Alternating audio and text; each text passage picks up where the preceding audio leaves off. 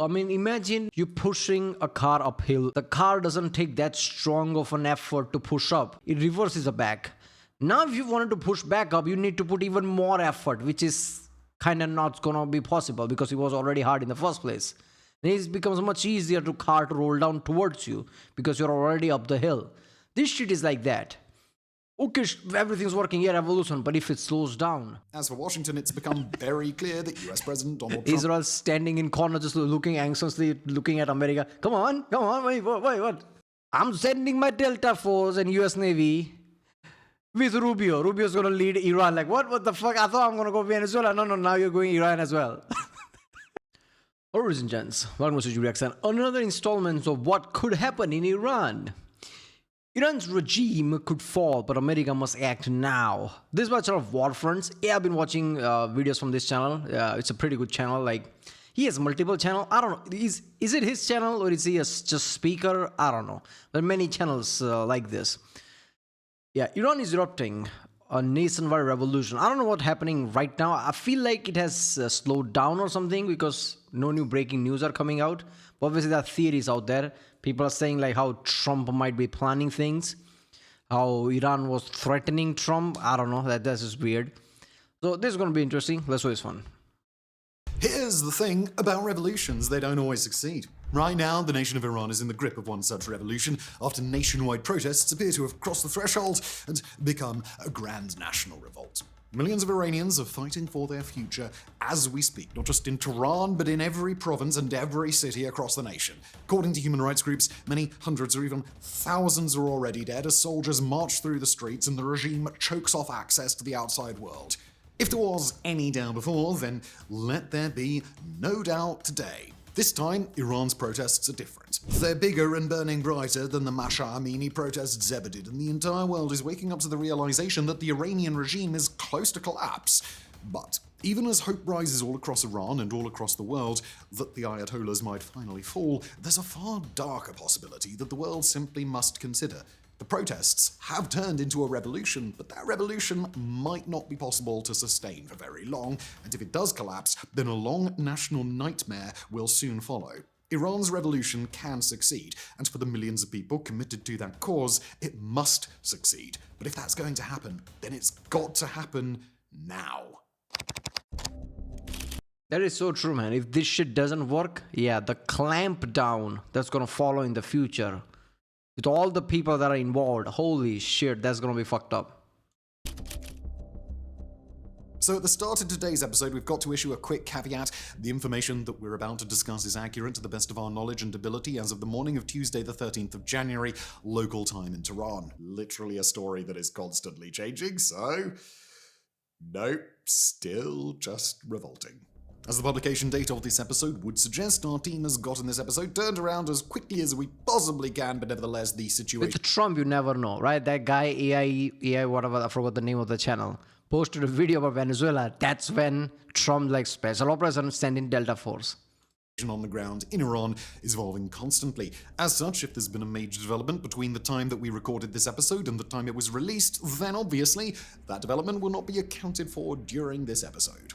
Now, if you'd been paying attention to the protests in Iran all through last week, took a rather understandable weekend break to cleanse yourself from the global headlines, and haven't got around to checking in Iran since then, would imagine it could be a surprise to see an episode referring to Iran's protests as an attempt at revolution.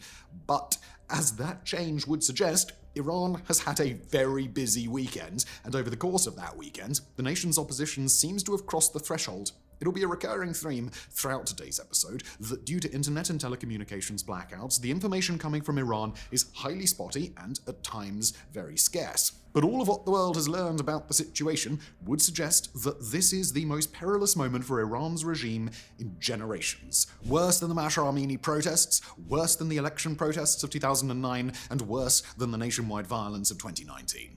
Judging by available information, this round of protests... Yeah, Iran has a president. How does that work? Like, they have a supreme leader, which is a supreme leader. I'm guessing the top guy, obviously. What does president do then? I don't know. Appears to have drawn mass support in the vast majority of Iran's metropolitan areas, with demonstrators taking to the streets night after night in what's turned into a combination of protests, running battles with police, and takeovers of population centers where the regime has lost control.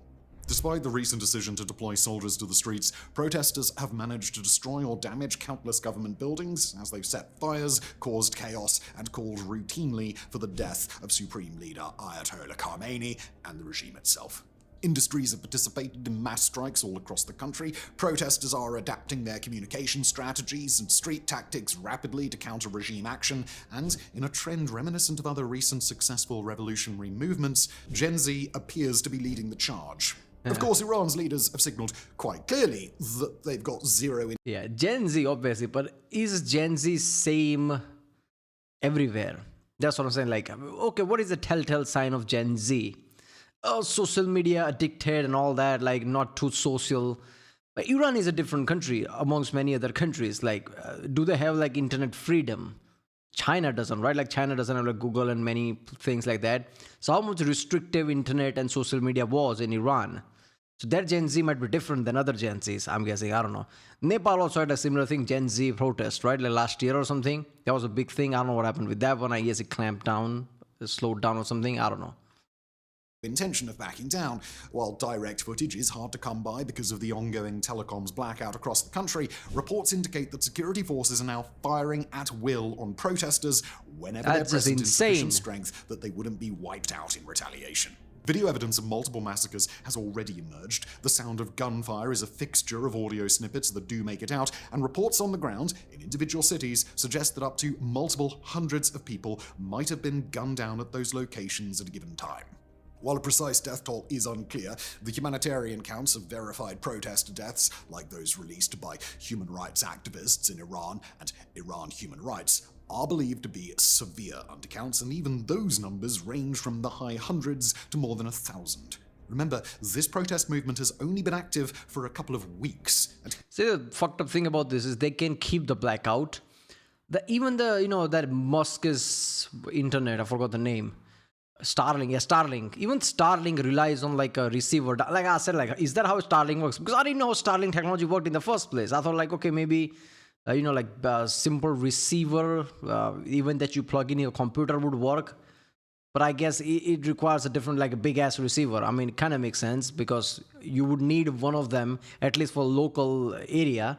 And that is what that is. That is how Starlink works. It was stupid for me to think otherwise, but yeah. So they just treat that as a terrorist threat and just clamp down on it. Very easy to detect when everything is blacked out.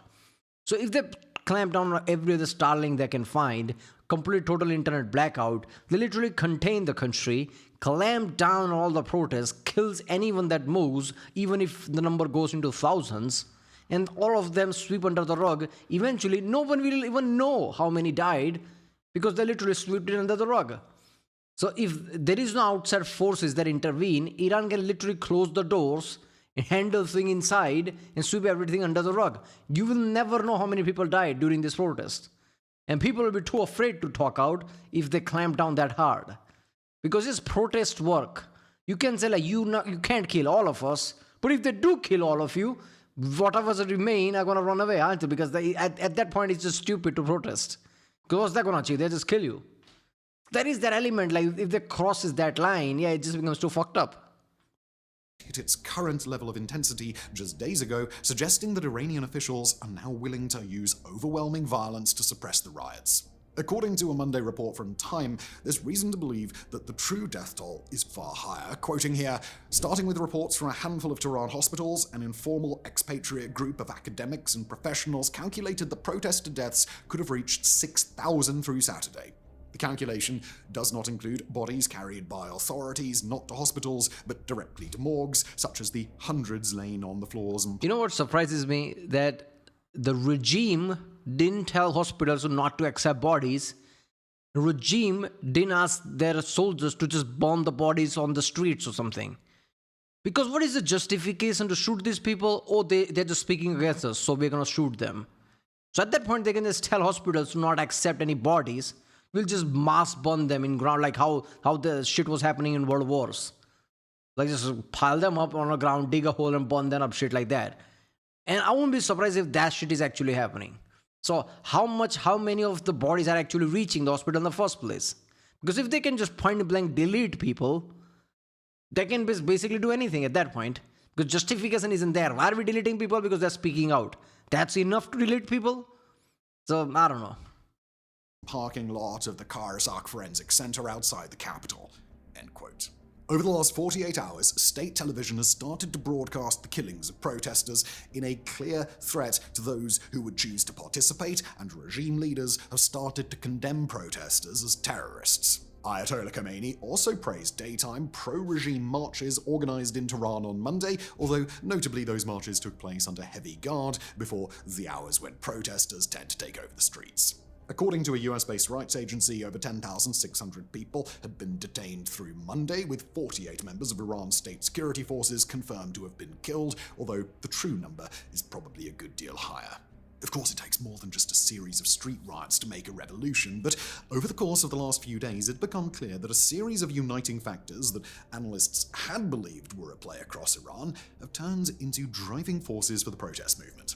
Unlike the Mahsa Amini protests of 2022, the grievances motivating these protests are predominantly economic, not ideological, leading to greater unity among protesters and greater hesitation among elements within the regime's security forces. There is no fucking water.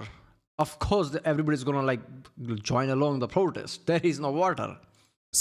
Protesters have proved themselves to be highly knowledgeable in this go-around, using lessons learned during prior periods of unrest, following the example set by recent global uprisings, and maintaining at least a limited connection to the outside world, largely via Starlink, despite the regime's best attempts to restrict access. The protests are decentralized, locally organized, and are prioritizing attempts to safeguard minors, women, and the elderly whenever possible, with young, fighting-age men currently making up the bulk of protest deaths and taking the brunt of the role in proactively fighting the regime. There also appear to be larger psychological factors in play. For one thing, there are now very few people across Iran, hardliners included, with any level of faith in the regime to fix the economic troubles that have plagued the nation. The regime's relaxed morality codes and religious enforcement over the last couple of years have shown clear signals that the regime believes itself to be weak, and that belief has been validated further now that regime forces are resorting to such extreme violence to try and suppress the protests. Hand in hand with that violence is a growing awareness among protesters, according to sources on the outside, that for better or for worse, their movement has already crossed a point of no return. The regime has already crossed all its former red lines. Too many lives have already been lost. Yeah, I mean, when you say okay, how are you going to fix the economy? How are you going to bring water?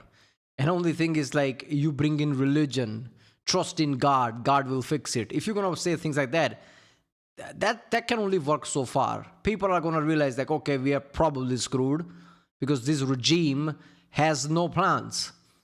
And they know the leaders already have the ticket to run to Russia. So these people know, when shit goes bad, they'll just run to Russia. Iran is screwed. People literally will not have any water. People not having food is one thing. People not having water is completely another. You can't survive just few days without water. Food you can survive a bit longer. Water is absolute necessity. They don't have any water, right? This is a big deal right now. So shit, I mean, yeah, I don't understand this. Iran, regime should have figured out something, or at least brought water from outside. They should have known this would happen if there is no water. Of course, people are going to be pissed off. On the side of the revolution, and if this effort doesn't succeed, then the reprisals from the regime will be incredibly severe. Unfortunately, the world won't know whether an overthrow of the regime is truly possible until either the regime has collapsed or the protest movement has been effectively quashed. But after initial hesitation from global experts and intelligence agencies, it seems the consensus is building. At least in theory, this could be done. Recent reports suggest that US intelligence is re-evaluating the situation after initially concluding that regime change wasn't likely, while Israeli intelligence is growing in confidence that this is a unique moment to topple the regime. Is it? Is Israel intelligence that confident? I wonder why that's the case. I think Israel is always confident that Iran can be toppled. Nations across the Western world have thrown their support behind the rising revolution, and the global Iranian diaspora, including the exiled son of Iran's former Shah, Reza Pahlavi, are seizing the moment as a key opportunity to I mean, he says that shit every time. Even the last time, he's like, "This is the moment. America should take over the country." Okay, Trump just dropped bombs. Even now, okay, this is your moment. He's just waiting for that shit. overthrow the Islamic Republic. As one expert on global Does he think that his people are going to accept him with open arms? Our prince is back. If the regime does get toppled, they'll want some democratic process, democratic country, not princes. So I don't even know what he wants from this, but okay. Jack Goldstone put it in The Atlantic, Iran now hits nearly all the specific conditions necessary to allow a revolution to succeed. A fiscal crisis, a divided national elite, a diverse and highly motivated opposition, and a shared narrative for a better future. The only element that's missing, at least for now, is an international environment where other countries are willing to help sink the regime. And it is here that we've got to discuss the prospect of foreign intervention. And just before we do that, we've got to take a moment to tell you about something very exciting that our entire Warfronts team has been working on for months. Its name is Fronts.co, and it's our very own premium subscriber service. Over on Fronts.co, we take an even deeper look at the hidden stories shaping our world, and in chaotic moments like this very one, our team gathers at Fronts.co to focus on all the dimensions of ongoing crises that you'd otherwise miss. Over the last few days, we've published a free-to-access Ask Us Anything episode that you can watch, no strings attached. I know at first it was behind the paywall. We had some weird technical problem. Apologies for that. It is now working. Go check it out if you want to, so you can see what Fronts is all about. We also publish our weekly briefing room, where we stay up to date on all the important global stories that have been drowned in the headlines recently, including major shifts in Yemen, ship captures in the Baltic Sea, and the growing prospect of a brand new Muslim NATO. A Fronts.co subscription costs just $5 a month or $50 a year, and it helps us make even more free content like this. Check it out, enjoy the AMA, and if you've already subscribed, well, thank you for the support. Now, when we assess the staying power of this new Iranian revolution, we don't recommend putting quite as much faith into night-by-night turnout numbers as some analysts have suggested. The height of the work week in Iran runs from Sundays through Wednesdays. People need to take care of their obligations and families, and while protesters in any world nation would often like to be out every night, that just isn't realistic. Instead, the problem with the revolution's staying power is a bit more abstract. People who choose to participate and thus accept great risk to their own well-being have to be able to justify that decision, meaning, in essence, that it's got to be clear that if they did lose their lives, experience torture, or disappear into a detention system, then it wouldn't all be for nothing. Right now, that dynamic is looking as if it might become a major problem. Week over week, Iran's protests are still growing, but the regime's expansive suite of repressive tactics is expanding too, with no sign that either side... It's a gamble in the end, isn't it? Any kind of like a revolution or protest leading to revolution is a massive gamble, because most protests and most attempt revolutions get squashed down. Some of them succeed. Even with the British India times, like India revolted many times before it finally happened, and even then World War II kicked off. Certain, like enthusiastic German or Austrian lost his mind, and that gave opportunity for like Gandhi and like others to like, okay, let's say this is our time. But in the past, like, a lot of revolutions got clamped down. So you really need to like put all your chips in and put a gamble on, which most of the time it doesn't work, and you're probably screwed. Like Iran will track you down. Modern technology, cameras and everything, Iran will track you down who was involved. If all this dies down and nothing happens, one by one, month by month, regime will make an example of the people. So this shit doesn't happen in the future. So they will find who was involved, doesn't matter how long it takes. It's kind of fucked up thing. Is willing to back down, it's tough to say whether the protesters will be able to push the regime to its breaking point, or whether it'll be the other way around, with the regime simply slaughtering too many people, destroying too much of the nation, and surviving for longer than protesters had been expecting.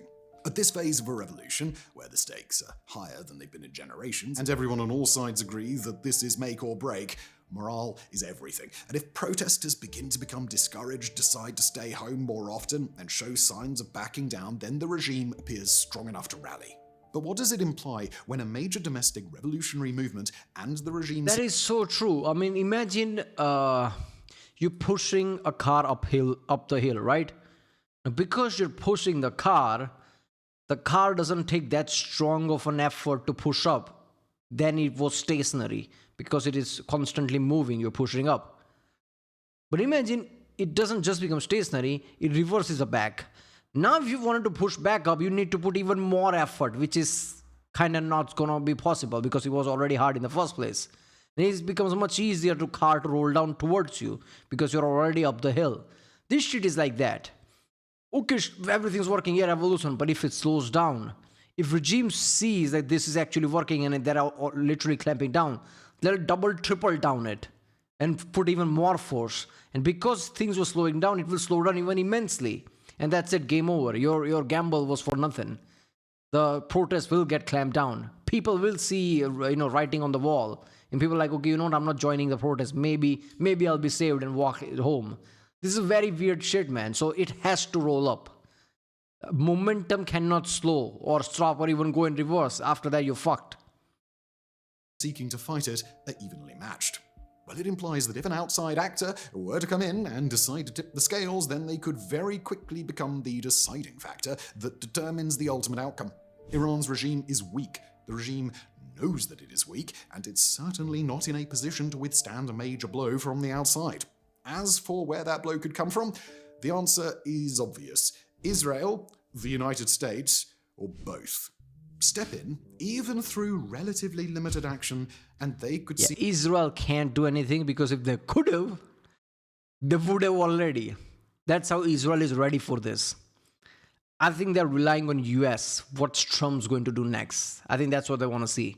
Trump needs to put there's already movement, right? Soldiers are kind of leaving Iraqi posts and things that America already has posts there. There is something happening there. So we don't know. They might be preparing for something. America might be preparing for something. I mean, it's been just week or two. That's nothing. That's enough time to prepare for something. So we think why is America not doing anything? Yeah, it's not like a pizza that's gonna arrive at 30 minutes. No, it takes time. Pentagon, everybody creates a plan. They wait for a moment. This might be already underway. We don't know. See the Ayatollahs run out of Iran. But if they choose inaction, they may be condemning not just Iran, but these millions of protesters to all the reprisals that could soon follow. As of the time of writing, it's the United States that appears to have the initiative. Yeah, geopolitics doesn't work like that. You can't really justify to Trump or Israel, help Iranian people. That is more like a side effect. Even if they want to do that, even if they're good at heart, nobody's good at heart at the top level. That's just not how geopolitics work. But even if they're good at heart, actually want to help Iranian people, that's not how anything works. They would do this because they have a lot to gain if they topple Iranian regime. Israel has 1 million ton shit to gain because every problem Israel has kind of roots it back to Iran. Everyone from Hamas to God knows what is kind of funded by Iran regime, right? America's obviously top of everyone. So it definitely affects America from all the other Middle Eastern problems. So America also has a lot to gain. Just through Israel alone, America has a lot to gain. So this is just a perfect opportunity to them, put the hammer down, right? So I think this might happen. That's what I'm saying. I'm usually the type of guy who's like, yeah, probably nothing's going to happen. That's what I am. But even I can see something will probably happen. I don't think they'll just sit by and let this go. With Israeli sources telling Reuters that as of now, they're watching the US closely and waiting for Washington to choose whether or not to intervene. As for Washington, it's become very clear that US President Donald Trump... Israel standing in corner, just looking anxiously, looking at America. Come on, wait, what? is in a very intervention-y mood between his recent decision to capture Venezuelan President Nicolas Maduro, his recent... Look at Rubio. Trump is like, I'm sending my Delta Force and US Navy with Rubio. Rubio's going to lead Iran. What the fuck? I thought I'm going to go Venezuela. No, now you're going Iran as well. Mood between his recent decision to capture Venezuelan President Nicolas Maduro, his recent air campaigns in Nigeria and Syria, and his threats of direct action in Colombia, Mexico, and Greenland. Weeks ago, as the protest movement was taking shape in Iran, Trump threatened to intervene directly in support of the protesters if Iran began to target peaceful demonstrators, which, by any reasonable metric, Iran has absolutely done by now.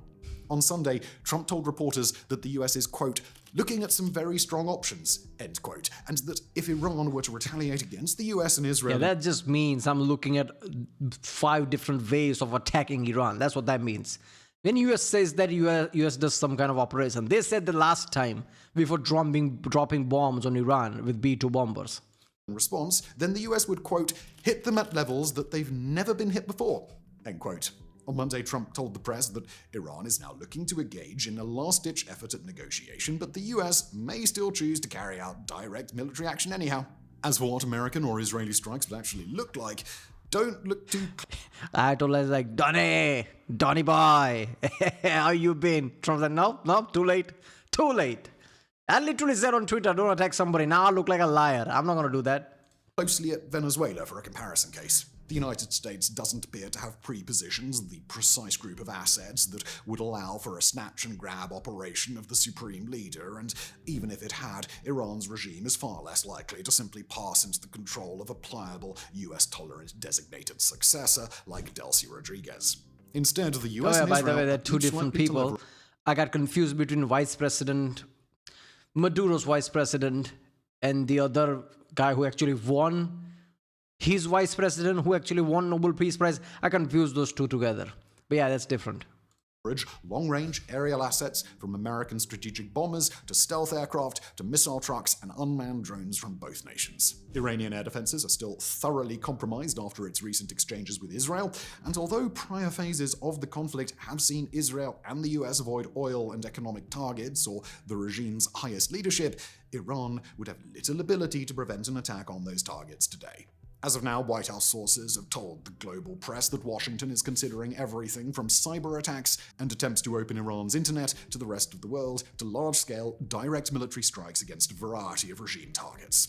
On Monday, Washington insiders told the American press that Trump has been presented with an expanded slate of options for military action, including strikes on nuclear or ballistic missile-related sites, and appeared to be in favor of authorizing a strike eventually. We should mention, of course, that Iran is working to deter any military action from the West, threatening immediate reprisals or even a surprise first strike against Israel. Does Iran has a hypersonic missile? I don't think they have it, right? They have ballistic missiles, but they don't have hypersonic missile. So reprisal of what? How are you going to hit US? Does your missiles even reach US? How many countries have hypersonic missiles anyway? It's like probably top few countries, right?